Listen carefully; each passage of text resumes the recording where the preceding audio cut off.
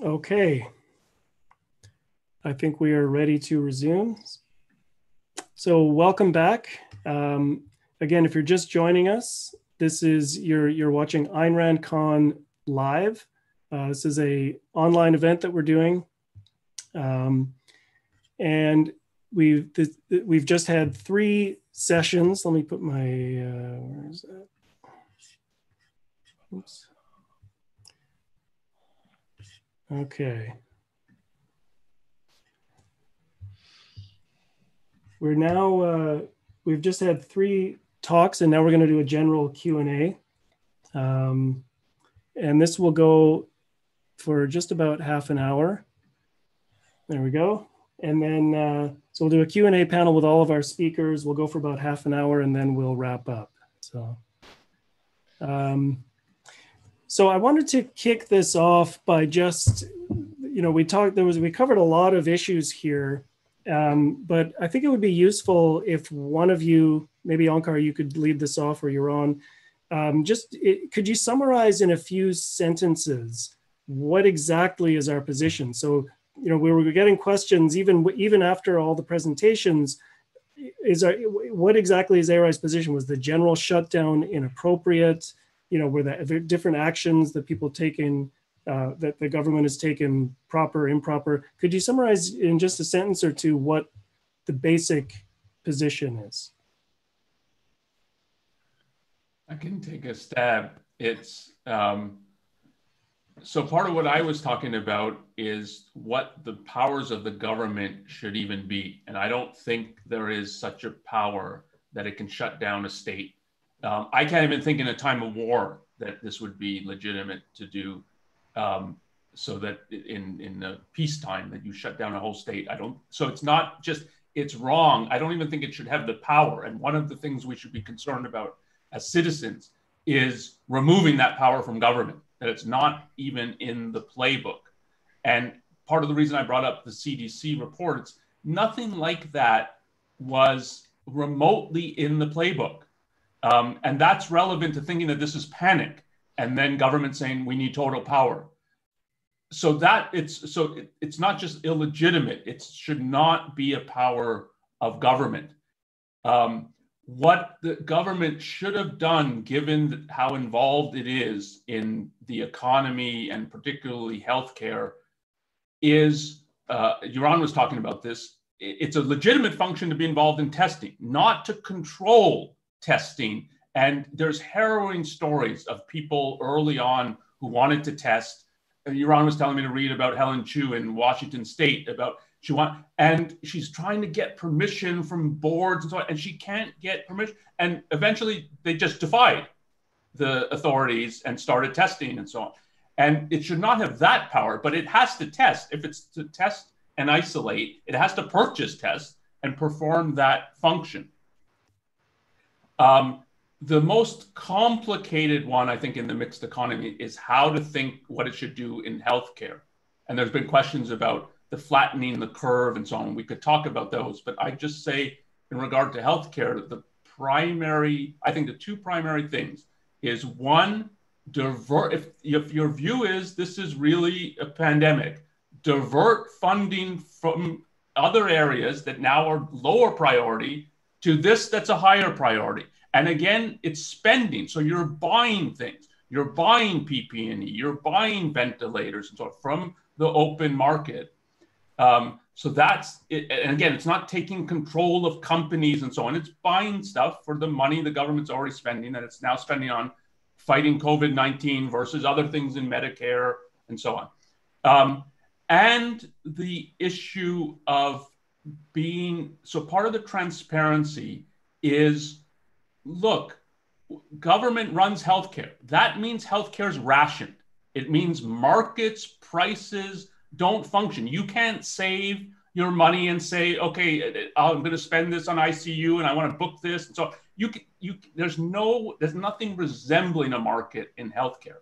So the more the government was clear about this is how we're going to ration, the more then individuals could think, okay, well, that's what's going to happen. So if you're old and have a lot of pre-existing conditions, you're going to be at the bottom of treatment because your chance of survival is low, and we're prioritizing younger people in the ICU. If you knew that this is how it's going to be rationed, older people would have much more of an incentive of, okay, maybe I need to really self-isolate here. And versus the fantasy that we have free healthcare, it's available for all. If you need a test, you can get a test. And so if you convey that to the public, and then you wonder, like, why aren't they taking the social isolation seriously and so on? You haven't been at all open about the state of the healthcare system that's government run. And you have to be open about it. Like, we have to ration. We don't have ventilators. We don't understand the stockpile. We don't know what's going on. And so this is the reality of it. And you make free choices accordingly, knowing like this is the state of government run healthcare. So in a proper system, do we face, is it valid to think that we face a trade-off between protecting health and economic activity? Or is that just a creature of the system that we have? I think it's a creature of the system that we have. Government is not involved in healthcare, period. It doesn't run hospitals. It's not concerned with capacity. Its sole responsibility is to find a way to extract from society those who are threatening others. And in other words, the people who are carrying the virus. But in a proper system, there is no, there are no shortages because again, the supply and demand system works. There might be local shortages. There might be momentary shortages, but that is not any more than it is during warfare. If a war is going on, that it's the government's responsibility to make sure that there's food or that there's washing machines or there's anything else. Its responsibility is to defeat the enemy. And it's the market adjusts in the way that it adjusts. And if that means that people have less food or people struggle, which they would in a war, then they have less food and they struggle during that period. It's not the responsibility of the government to maintain our standard of living, even in times of emergency, where it has a role in dealing with that emergency in some narrow way. I think Greg wants to say something. It's worth noting, not all of the economic trouble is the fault of the government shutting things down, right? I mean, if there's a virus and it's killing a lot of people and people are going to have to voluntarily change their behavior around that, or the government does all the right things and some of it involves shutting down this small part for this period or advising people to do this, well, people are not going to be going to stadiums, and there are things people aren't going to do, and some money is going to be lost. That's in the nature of nature here. But it's being compounded by the degree of imposition of force, that everything is being frozen.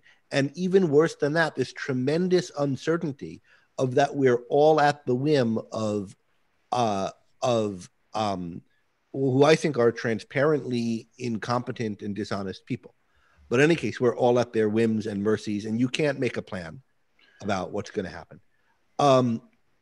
And with regard to hospital capacity, just part of what the calculation that I think has to go into a proper government's thinking about how to classify different diseases, how big a threat they are, how contagious they are, how bad they are if you get them, and so forth. Part of the context for that would be what the state of medical science and medical infrastructure is in the country. So, for example, there are some things, like we've got antibiotics, and the fact that we have antibiotics means that some things that might have been possible plagues, in the past, they're no big deal. If you catch this from somebody, you take amoxicillin and you're fine. So knowing what hospital capacity is, and therefore what would create an overrun and a cascade of extra deaths and so forth, is, I think, the kind of thing that the government would have to take into account in formulating plans for what would happen if we had different kinds of viruses, including what kind of governmental responses would be appropriate. And some kinds of stronger local, more temporary lockdowns or whatever, or more temporary local restrictions on motion or certain kinds of motion could be appropriate for short periods of time in order to enable a healthcare system to ramp up or readjust if that's known and explained. And it's like, it will take 3 weeks before this hospital can get enough ventilators or whatever. Therefore, the stadium's got to be closed for 3 weeks or something. But it's got to be a particular, there's got to be particular knowledge with a way out of it, and so forth. And there has to be an opportunity to opt out, I think. So if people wanted to say, even like if you're thinking of parts of a city, I'm not going to go to the hospital. I accept this risk that if I get it, I'm going to treat at home. And yeah, I might die, but I can't shut down my work and so on. And you had a mechanism that, they've opted out of the hospital system. Then you're trying to maximize that free people can make decision based on the actual facts. And if the hospital is going to be overrun, it may be, I'll shut down my work and so on, but maybe I'll opt out and take that risk. And part of the problem with socialized medicine is you can't opt out, and I can't opt out from paying your healthcare bills. So this is the evil, one of the many evils of socialized medicine is I now care about whether you self-isolate, because if you don't self-isolate, I'm going to land up paying the ICU bill and everything else associated with you. I now am responsible for what you do. And this really is an insidious aspect of this. I mean, this is why governments can now say you can't eat sugar, you can't eat meat, or you can't eat this again. Because, hey, we're all paying for this. We're all in this together, right? And that is just horrific. It separates us from the consequences of our own actions. And that is part of the evil of socialism in any respects. I want to say something about what is being done. I'm going to make a blanket statement here. Nothing that's being done is being right in this sense, that it has not been rationally thought out. There is no strategy or plan. I haven't seen a single governor say, here's the strategy. Here's what we're going to do. We're going to shut this down. This is how we're going to reopen it. This is the data we're basing this on. Even when an action might have been necessary in a rational context, it's not being done in a rational way. This is all being done out of fear, out of emotion, out of political calculation, out of looking presidential, Como with a flag in the background and everything. And it has a randomness and a fear and emotionalism to it. A government is not functioning right now rationally, so in that sense, nothing it's doing is appropriate. So let me ask, because we got a few questions that are talking about the response from the Trump administration. I think we can put it in a certain way that I think it's a good question that I've heard you give. You've addressed this question before, which is, didn't this just take us by surprise? And so isn't the administration doing the best job under the circumstances? If one of the persons putting it in terms of certainty is contextual, and we didn't have a lot of information at first. And some people are saying that, the president inherited an inadequate system for pandemic preparedness. Is that true? And isn't this the first time we faced a situation like this? There's a questioner on YouTube is asking that. So that's the question. Didn't this take us by surprise, and aren't we just kind of figuring this out as we go along? So before you really be critical of what the government. So I'll refer you to what Ankur said. There's actually a CDC plan. There's actually documents, and I know from speaking to Dr. Adalja that people in the specialization have worked out plans of what to do during pandemics and what the government should do and how it should react. And again, Ankur laid out what the CDC had a plan. All of that was ignored. I've looked at careful timelines of what happened, what was known when.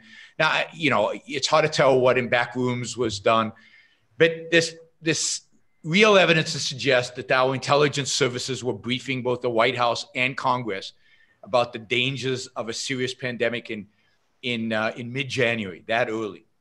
And yet the president, and you can list the quotes, you can look it up online, the quotes of him saying, oh, it's going to go away tomorrow, it's going to go away in 5 days, ignoring all this stuff really until the end of February. So there was clearly a month and a half lost of action. And then when the action happened, it ignored the plan, right? It ignored the plan that had been developed by experts. And instead there was a plan that was kind of shooting from the hip based on who knows what. We don't know. We don't know if this is Fauci. We don't know if this is Trump. We don't know and notice also the CDC was sidelined.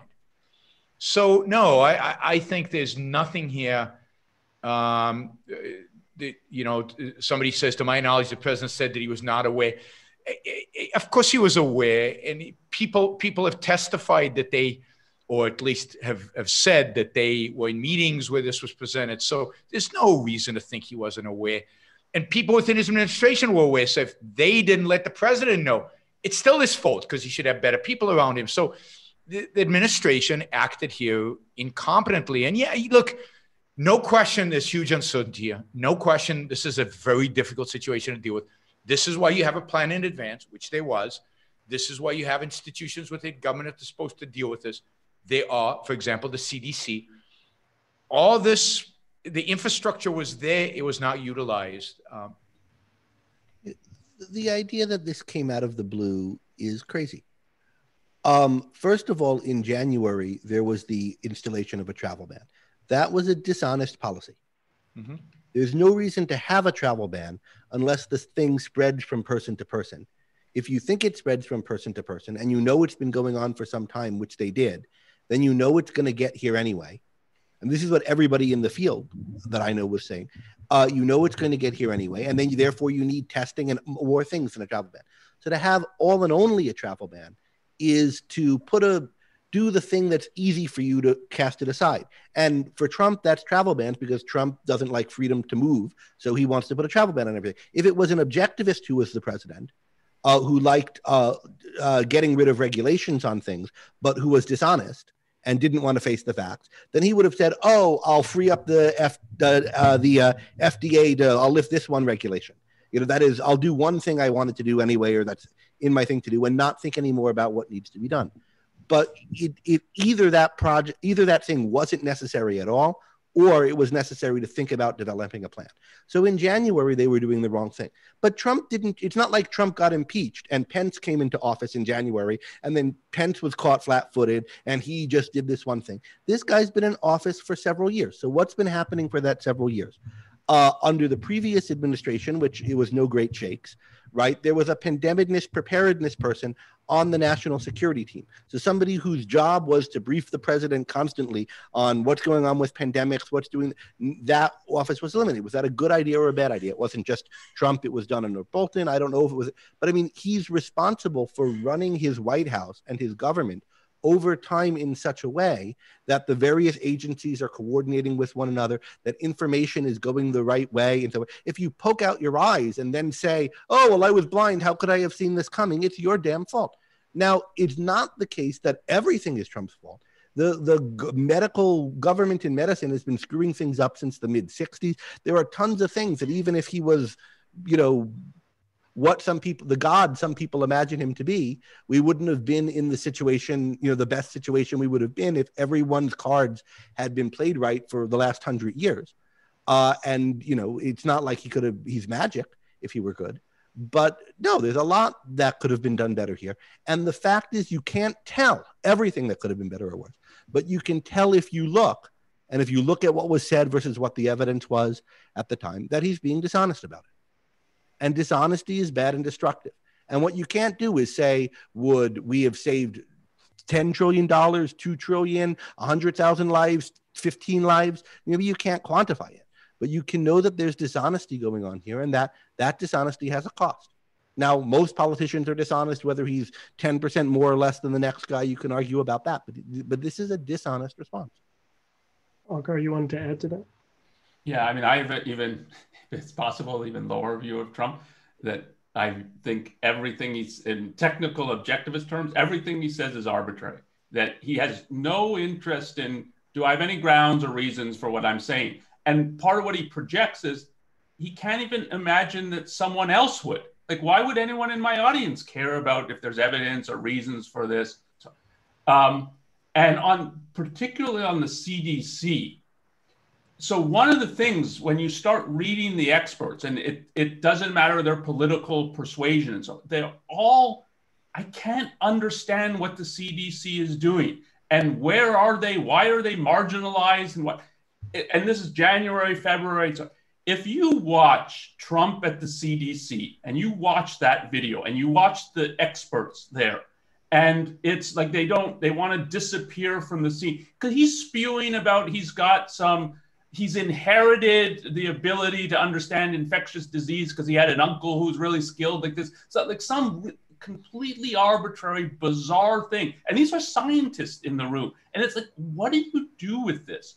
And you also get the fear of like, what happens if he displeases and he tosses me out? And you can even see that with Fauci. A lot of people are very critical of him. But if you think if he's well motivated, you've got someone who's anti-knowledge in here. And is it better that I get some things in and have to compromise on some things and it's not exactly right and I correct some things, but I let some things go? And so is that better for the country if you had a guy who's just, he's anti-knowledge and nobody says anything ever to challenge him and so on? It's really hard to think, like, what should he do in that case? Do you just give it up and say, yeah, we'll turn it over to this guy? And if you actually watched it, you can see it in real time, that why the CDC is marginalized. You can't value reason and have anything less than utter contempt for Trump. He is an anti-reason in essence. So looking at where we are now and the path forward, what can you say about what things that have been proposed in terms of gradually reopening the economy? Are we anywhere near where we need to be in terms of testing and the processes for doing that sort of thing safely? I think to say what's safe, if by safe we mean what'll happen, what kind of uptick in infections will there be if we open this place with this fact, with doing this much testing or not testing, you have to know about all the kind of things that we don't know about.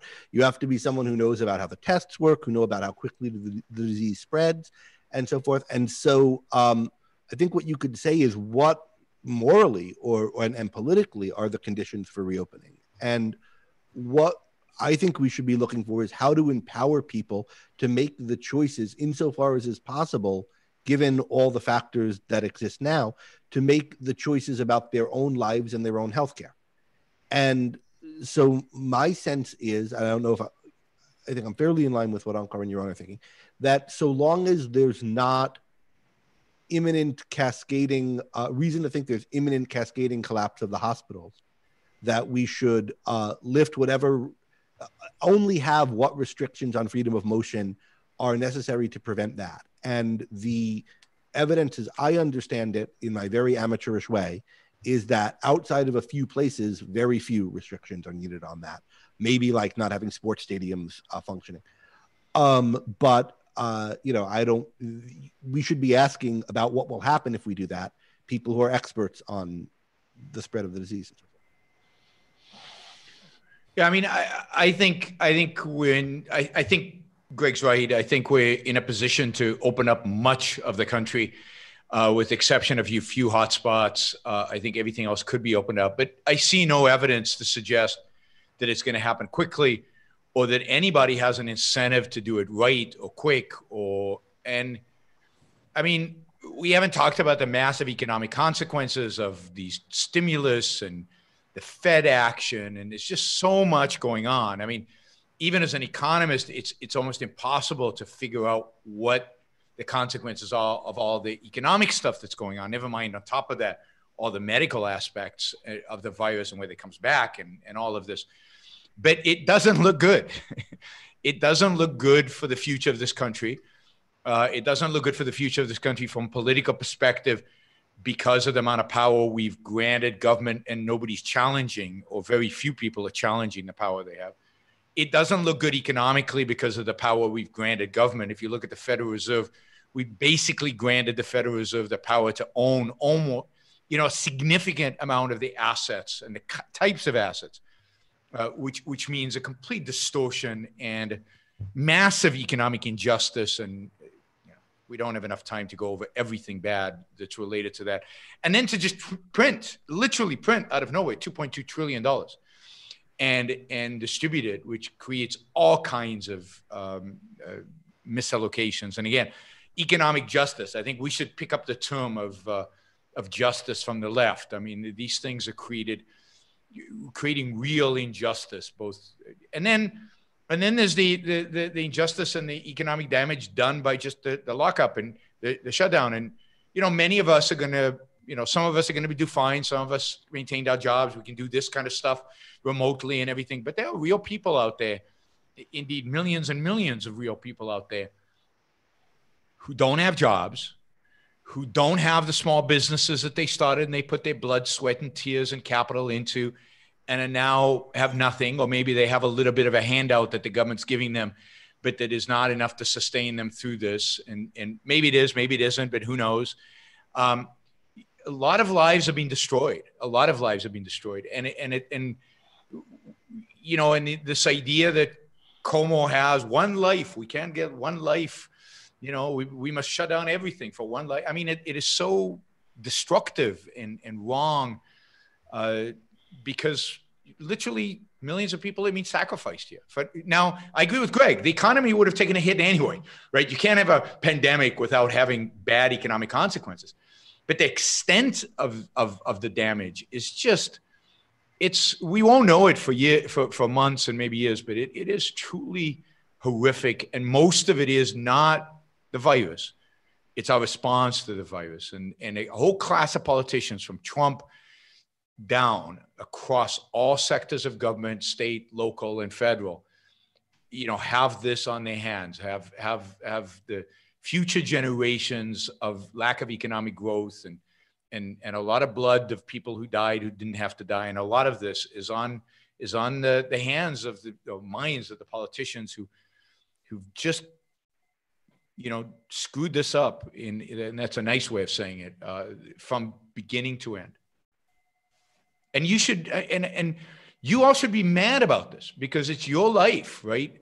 I mean, they're sacrificing your future and your parents and grandparents. And this is not something, it's not an academic issue, just a detached academic issue. This is real in I'm sure you all know people out who are working, who've worked hard, who've struggled and are now being wiped out by this.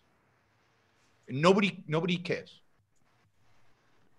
Okay, we have time for one final comment. Did you want to? Anka wanted to say something. Yeah, I want to. So I have no confidence in the testing. And when you hear governors, I think the more honest ones say, we don't know what we're doing with testing. So to the extent that testing is relevant to them thinking that we have to reopen, I think it's still a disaster. And just anecdotally, the people I know who've tried to get tested because they have symptoms and so on, it's been not anywhere close to smooth. And you still see stories, and this is what I wanted to bring up because it's relevant to the government healthcare and opting out, of nurses and doctors and so on who still can't get protective equipment. Yeah. And they should be able to opt out. They're held hostage by their love of their work.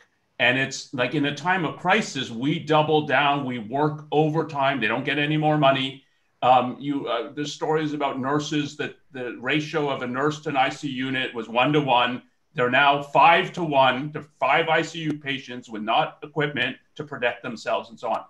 If they were encouraged to say enough is enough, that also would reveal what the nature of government healthcare actually is, that it's sacrificing the doctors and the nurses.